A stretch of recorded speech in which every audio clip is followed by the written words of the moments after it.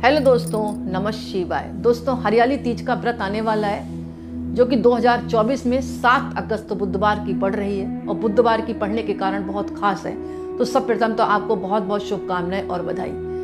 दोस्तों, हरियाली तीज का व्रत जो है भगवान शिव और पार्वती के मिलन के रूप में देखा जाता है और भगवान शिव ने माँ पार्वती को पत्नी के रूप में स्वीकार किया था, इसलिए इस दिन का विशेष महत्व है। इस दिन निर्जला व्रत रखें आप। अगर नहीं रह सकती तो चाय पानी पीकर भी व्रत रख सकती हैं। पूरे दिन व्रत रखें, शाम को चंद्रमा को अर्घ्य दें, पूजा करें और कथा सुने। इसकी कथा का बहुत ज़्यादा महत्व है। कथा सुनने के बाद ही ये व्रत जो है अपने पति के द्वारा आप जो है खोलें। यदि पति आपके कुछ खिलाएं तभी ये व्रत खुलेगा आपका। हरे रंग के कपड़े पहने, 16 श्रृंगार करें, मेहंदी जरूर लगाएं। मेहंदी का बहुत ज़्यादा महत्व है। अगर नव विवाहिता शुरू कर रही है पहली बार व्रत तो वो अपने मायके से शुरू करके आए और पहली बार जब व्रत रख रही है तो कुछ खा जरूर ले, ताकि आने वाले समय में कभी भी व्रत में कोई दिक्कत आए तो आप कुछ खा सकें।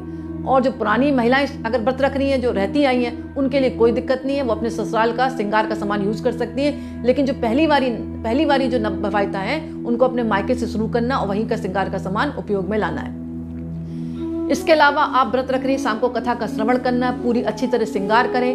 ओम उमा महेश्वराय नमः, ओम पार्वते नमः, ओम गौरियाय नमः का आप निरंतर जाप करें। शिव चालीसा का पाठ कर सकती हैं, इससे भी अनंत गुना फल की प्राप्ति होती है। दोस्तों, ये जो पर्व है इसकी कथा का बहुत ज़्यादा महत्व है। कथा मैं आपको लघु रूप में सुनाती हूँ कि एक बार नारद जी जो है भगवान विष्णु का रिश्ता लेकर राजा हिमालय के पास गए, क्योंकि हिमालय राज की जो बेटी थी वो पार्वती थी और उन्होंने विष्णु की शादी के लिए बात की माँ पार्वती के लिए।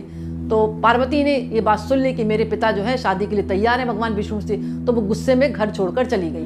उन्होंने अपनी सहेली से कहा, सहेली ने कहा तू वन में जाकर गुफा में छुप जाओ। तो वन में जाकर गुफा में छुप गई वो और उन्होंने बालू की शिवलिंग बनाकर भगवान शिव का निरंतर जाप करने लगी, ये भावना के साथ कि मैं इनको पति के रूप में स्वीकारूंगी। इधर जो हिमालय राज परेशान हुए, ढूंढते रहे, वो कहीं नहीं मिली। अचानक वो जब मिली तो उन्होंने कहा कि बेटी तुम क्यों छोड़कर चली गई। तो पार्वती ने कहा कि आपने पिता मेरी शादी विष्णु भगवान से तय कर रहे थे, मैं उनसे शादी करना नहीं चाहती, मैं तो भगवान शिव से करना चाहती हूँ। इधर कठोर तपस्या उन्होंने करी, वन में जो भी कुछ मिला सूखे पत्ते खाकर, हरे पत्ते खाकर उन्होंने मतलब एक कठोर तपस्वी जीवन व्यतीत किया, जिसके कारण भगवान शिव प्रकट हुए उनकी पूजा को देखकर और उन्होंने वरदान दिया कि हे पार्वती मैं तुमसे ही शादी करूंगा। यानी पत्नी के रूप में उन्होंने उस दिन, हरियाली तीज का दिन था, उस दिन स्वीकार कर लिया था।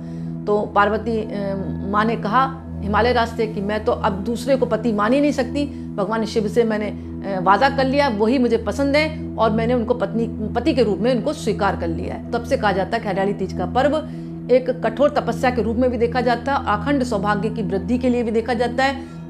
विवाहित महिलाएं अगर व्रत रखती हैं तो उनके जीवन की सारी मनोकामनाएं पूर्ण होती हैं, अखंड सौभाग्य बना रहता है। अगर कुंवारी कन्याएं हरियाली तीज का व्रत रखती हैं तो उनको माँ पार्वती की तरह ही उनके जीवन में ही भगवान शिव की तरह उनके मनपसंद वर की मतलब प्राप्ति होती है। तो दोस्तों, ये बातें हैं हरियाली तीज पर जरूर मतलब बताई गई हैं कथाओं के माध्यम से। इसके अलावा जो है गणेश भगवान का दिन है, बुधवारी दिन है और पड़ रही हरियाली तीज, मैंने बताया खास है। तो दुर्वा चढ़ाएं गणपति मंदिर में जाकर, आप सिंदूर और गुड़ का भोग लगाएं। मोदक, मूंग की दाल के मोदक आते हैं, उनको चढ़ाएं और जितना हो हरी चीज का प्रयोग करें। पान का पत्ता आप चढ़ा सकते हैं, मीठा मतलब पान बनवाकर। हाथी को केले खिलाएं, 5 फल मंदिर में दान करें हरे रंग के।